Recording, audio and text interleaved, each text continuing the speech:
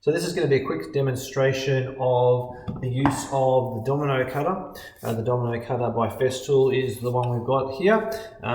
Just to identify quickly the hazards involved in using this. It does make noise, and it also has a fast spinning or oscillating blade that protrudes out of there, but that is retractable. So that are the obvious hazards we have. The safety equipment we're going to need for using this is a pair of safety glasses. We're also going to use a pair of earmuffs, hearing protection. And the final thing we're going to do always is we're going to use dust extraction. The dust extraction is built in to the bench where we're using this particular one, and we just basically attach it on there. The cable is wired up so that when we actually have power, the dust extraction should come on and we should hear it. It will be quite noisy, which is one of the reasons why hearing protection is needed. So I'll start that up. And you did hear the dust extraction comes on and takes a while to turn off after the fact. So we have that working there. The final thing you need to be aware of is that there is cable now dangling on the floor. You need to be aware of that. It could be a trip hazard depending on how you have it. I'm going to do two demonstration joints here right now. The first one is basically just going to be a straight T-joint, joined like so. And I'm going to start by marking out my joint. So let's just assume that's exactly how I want it. I'm going to roughly mark with a pencil line in the middle of that joint across from one side to the other. I'm also going to label this joint now that I've got that marked there. This is going to be joint 1 and 1 on both sides. So you can see there that I have marks there for 1 and 1. The other thing I'm going to do is I'm going to choose a narrow and a wide side. I normally choose the narrow being the end grain. So N for narrow in the end grain and W for wide in the edge grain. So you can see now, if you look very carefully, I have a W and N, and they're both labeled 1. If I put it up that way, it might make more sense. But that is how I'm going to use the configuration that I have. So working on this particular joint, I'm then going to use these tenons, and these are 5mm tenons, to join that particular piece to the other piece. You need to check with your teacher that you have the correct tenons and the correct setup on this tool before you use it. I'm going to use the clamping tool, but I'm going to use a piece of plywood in between. And the first cut I'm going to do is the narrow cut. So I'm going to wind this up and just put this in place so that it's clamped down relatively tightly. It doesn't need to be too tight. And I've got my height so that I'm putting the part on there. Now in here there is a plastic ruler type thing, and you can line it up with the middle line or the center line. Making sure that this is set to narrow, that's the narrow setting there. I'm going to hold it down tight or push down with a lot of pressure on the front end. I'm going to basically make sure I've got my hearing protection on, and I'm making sure that I've got my eye protection on. And now I'm going to turn the domino cutter on and slowly work to push that through. So if I turn it on,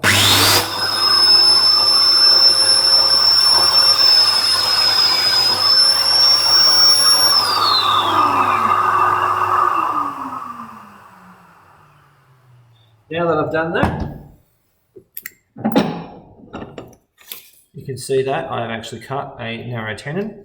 My little tenon will fit in there nicely, and we'll go halfway in. On the next side, this is going to be padded down, and I'm going to use both of these together just to get that and make sure that I've got enough space there to be able to do that. Yes, I do. I'm using both of them just because the vise is not quite gripping on one very well, so I'm just going to get a nice grip. Doesn't need to be too tight in this situation because I'm going to be pushing it through that way. I'm going to once again line this up with a line, but before I do it, I'm going to change to the wide setting. Now to change to the wide setting, the good idea is to actually turn it on and off, and while it's still actually got some running in it, then we'll change. So I'll just do that here. It's a bit awkward trying to do it with the video. So now that's changed to the wide setting. I don't go to the very wide setting. I very rarely use that. That's for a certain specific use case. So I'm going to bring that in. Need to line this up a bit better.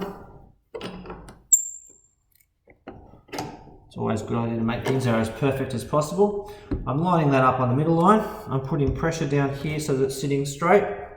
I'm going to start it up and plunge in slowly.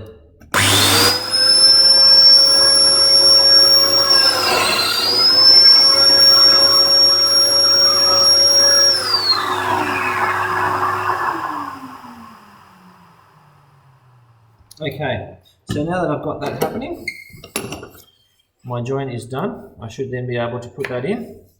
Once I line those two up, you see you've got a bit of play there. Once I line those two up, I can and then glue those together like so.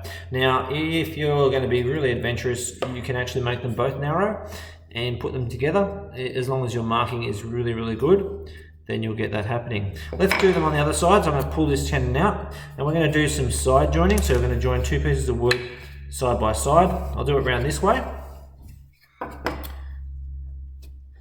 And I'm going to draw, this will be joined too. So I'm going to basically draw some lines through here and a line through here. So you see I've got two lines there. This one is going to be the N or narrow. This is joint 2, narrow, and 2, narrow. And the one at the bottom is going to be 2 wide and 2 wide, narrow. Sorry, there's wide and narrow. So there's, thinking right, one at the top is going to be wide and narrow and wide. This will basically mean that this one will be perfectly fit, but if my alignment isn't great here, it'll still fit. So let's just join that up. I'll do the first one first by just basically putting the side this way.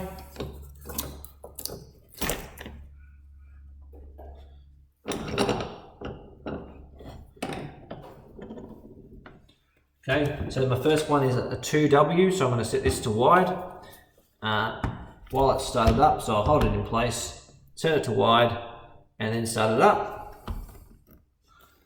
Start it up.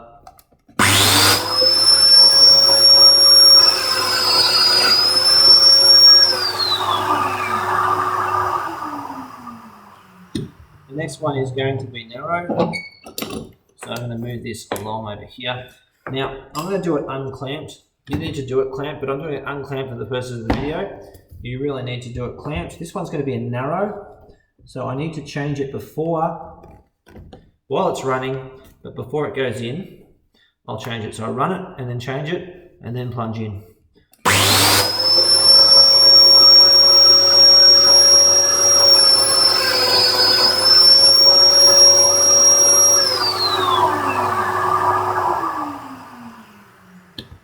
Now I'm going to do the other side, so I'm going to use that one and that one. Let's clamp this one. I'm going to do the narrow one first. The narrow one requires the best alignment I've got, so let's just do that.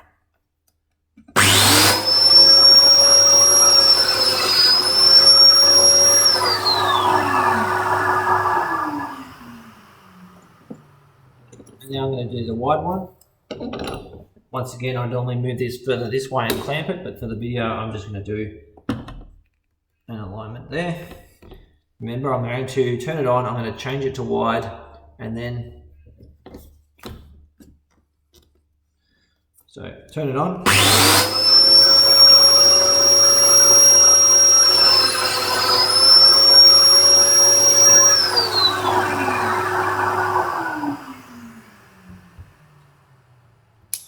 So now we have a wide hole and a narrow hole, and I'm going to basically join this one in here, narrow, this one here is wide, and then these should just fit together very easily. And because my alignment wasn't perfect there, it still doesn't matter. I've still got a nice widened joint. And this is a common joint or type of thing that you'll do when you're creating a tabletop or a cheese board or something like that. You'll do a widening joint like this. So that's how we use the domino cutter, and you need to have completed your safety assessment on that. You need to be assessed by one of your teachers, and then you'll be able to use this domino cutter to do creative things.